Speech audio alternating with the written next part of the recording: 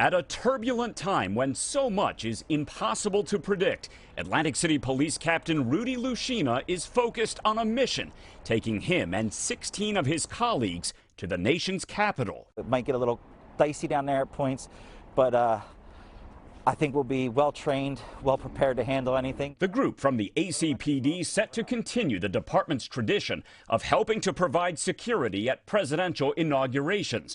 But unlike the event 4 years ago, the inauguration of President-elect Joe Biden comes with tensions running high following last week's chaos at the Capitol, the potential for additional unrest, an outgoing president just impeached a second time, and the pandemic. You can't totally block it out, but I think you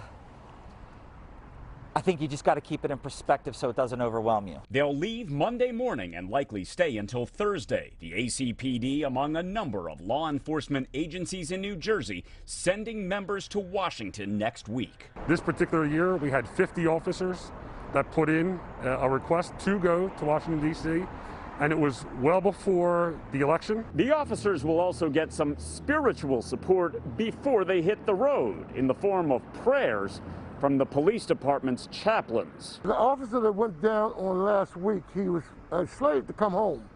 But you know as well as I do, he didn't come home. So we are asking God to protect all of our officers to come on back home. I think our biggest problem is making sure that, officers don't come in contact with COVID. We've had a few officers that were going that can no longer go now because of quarantining issues and things like that. An assignment away from home, helping to provide protection at a time of high anxiety. Ted Greenberg, NBC 10 News.